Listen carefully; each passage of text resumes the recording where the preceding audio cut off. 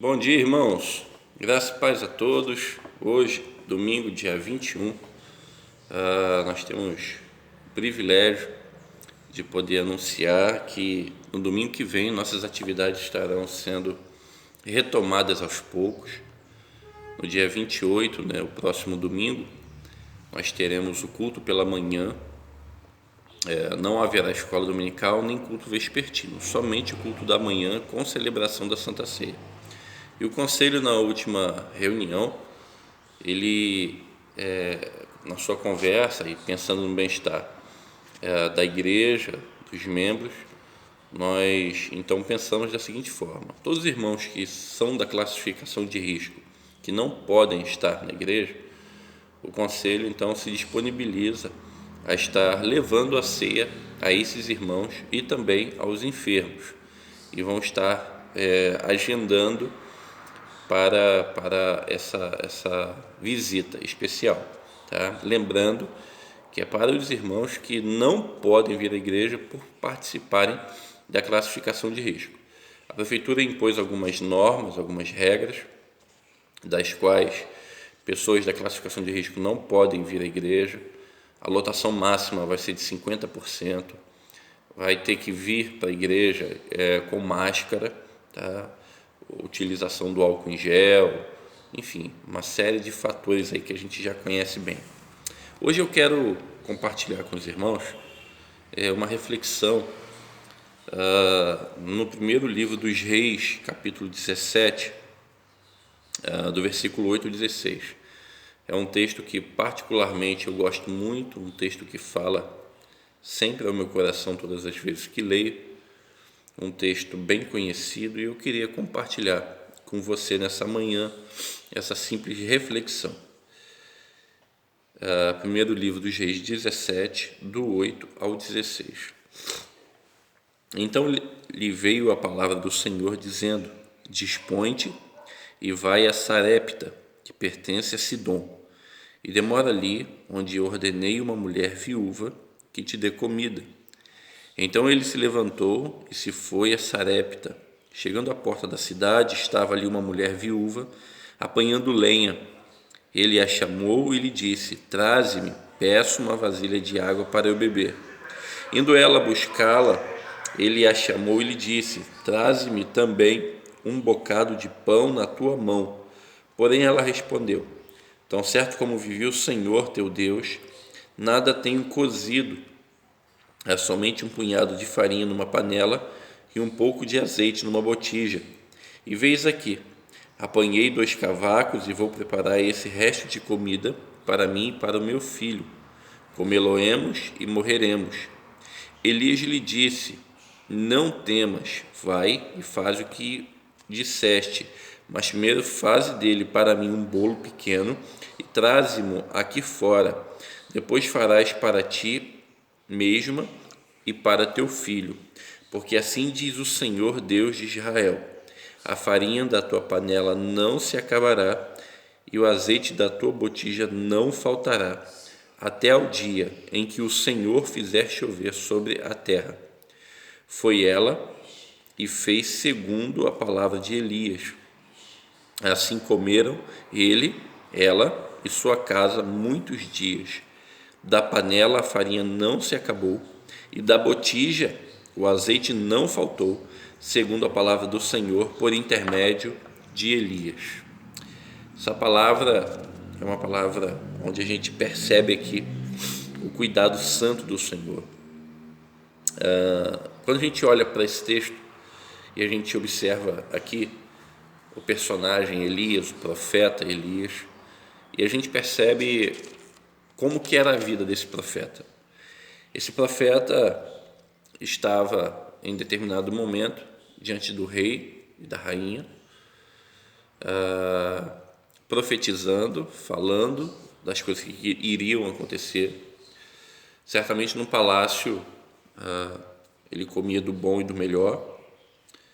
Certamente diante de Acabe e Jezabel, como a gente sabe, os profetas foram perseguidos, mas ali no início Elias estava ali, e se alimentava, tinha talvez a pompa de profeta antes das perseguições.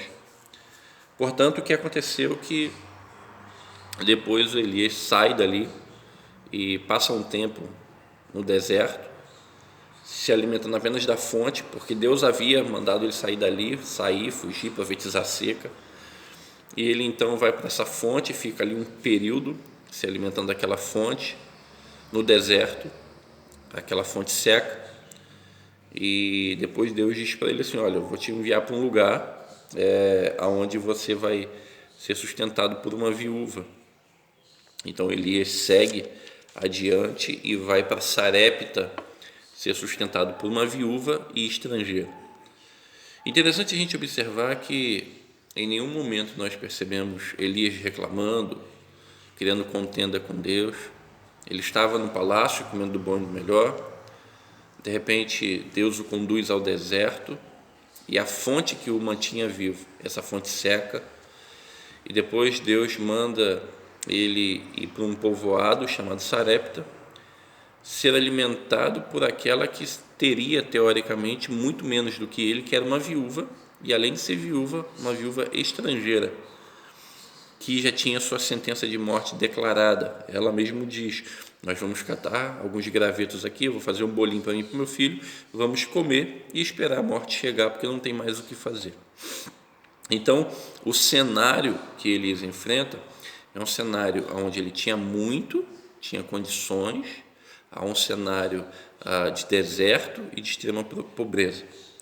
Contudo, o que a gente percebe aqui é o cuidado divino em diferentes áreas da vida, onde esse texto mostra que quando Deus está presente na família, na casa, a gente pode até passar dificuldades, mas a gente não passa a fome, a necessidade. Então esse texto, ele diz que Elias saiu, foi para Sarepta, e uma mulher ali o ajudaria, o alimentaria. Interessante que, se você continuar lendo depois do versículo 17, o filho da mulher morre e a culpa ainda passa a ser de Elias, e Elias ainda recebe esse peso da morte do filho dessa senhora viúva.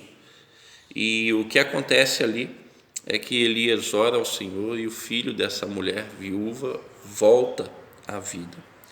Interessante a gente buscar, interessante a gente entender aqui, não o cenário de pobreza, não o cenário de falta de comida, não o cenário de escassez, não o cenário da viúva estrangeira, mas o cenário da condução da vida por parte de Deus. Eu quero chamar a sua atenção aqui exatamente para a figura do profeta Elias. Às vezes a gente reclama ou fica triste porque algumas coisas da nossa vida começam a mudar, alguns padrões da nossa vida eles começam a decrescer, a cair. O que a gente tinha antes a gente não tem hoje.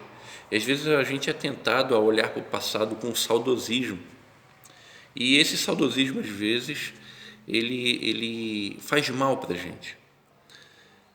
Às vezes a gente olha para uma determinada fase da nossa vida e a gente vê ali uma prosperidade, a gente vê um avanço, uma questão financeira abastada, mas às vezes a gente não compreende os planos de Deus.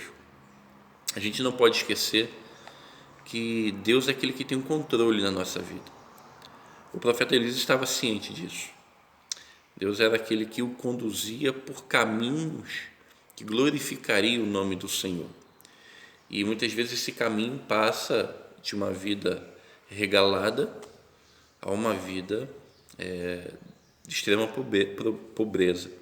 Passa de uma vida onde se tem muito a uma vida onde não se tem nada.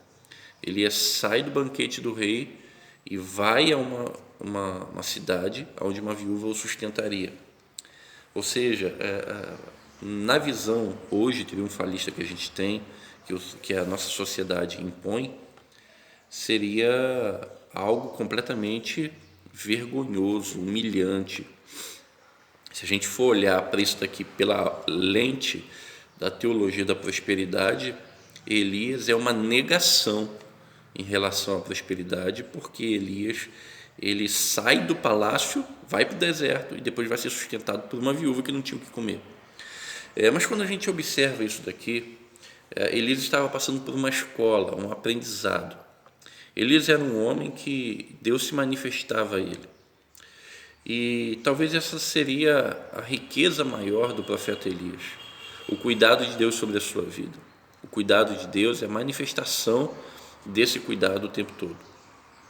Chega um determinado momento que Elias, na caverna, depressivo, Deus conversa com ele, envia corvos, mostra a soberania dele, mostra o cuidado de Deus sobre a vida do profeta Elias. E isso, em todas as coisas, a gente percebe que o fato de nós termos pouco, muito, mais ou menos, não influencia no cuidado de Deus sobre nossas vidas. Nós não estamos nesta vida para sermos felizes nas nossas realizações, contentes pelas nossas realizações. Mas o propósito da nossa vida é glorificar o nome do Senhor, ser feliz pelo Senhor, para a glória do Senhor, sermos contentes com aquilo que o Senhor tem para nos oferecer. Então, diante disso, ao exemplo de Elias, hoje muitas pessoas podem estar sofrendo pelo desemprego, pela Covid, por tantos outros males que vêm assolando o nosso país. Mas o grande interessante que esse texto mostra para nós não é o momento que vivemos hoje que nos faz mais feliz ou menos feliz. É a nossa relação com Deus que nos torna aptos a experimentar esse cuidado e ter um relacionamento pessoal com Deus. Elias ele não estava preocupado aonde ele estava inserido, mas ele estava convicto de que Deus o sustentaria. É interessante a gente observar essa convicção que ele fala no versículo 14 desse texto para a viúva de Sarepta, porque assim diz o Senhor, Deus de Israel: a farinha da tua panela não se acabará, o azeite da botija não faltará, até ao dia em que o Senhor fizer chover sobre a terra. Olha que interessante. Elias, ele tem convicções, certezas, ele parte de absolutos, mesmo quando as situações são completamente contrárias à vida que ele está levando. E ele expressa esse absoluto.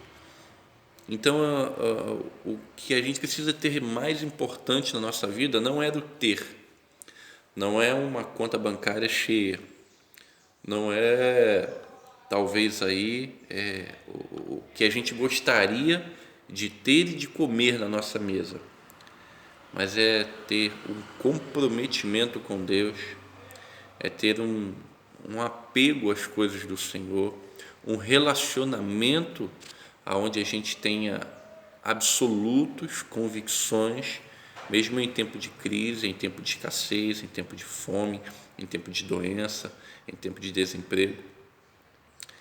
Que nessa manhã a gente aprenda com o profeta Elias a não olhar as dificuldades que estão à nossa volta e os problemas que nos cercam, mas a gente aprenda a desenvolver, seja na fartura ou na falta, um relacionamento sincero, um relacionamento profundo, um relacionamento de dependência e o senso de contentamento com Deus. Que Deus assim abençoe a sua vida, Deus abençoe o seu domingo, e no domingo que vem, essa mesma hora, estaremos juntos aqui na igreja, louvando e bendizendo o nome do Senhor. Que Deus assim nos abençoe. Um bom domingo para você e para sua casa.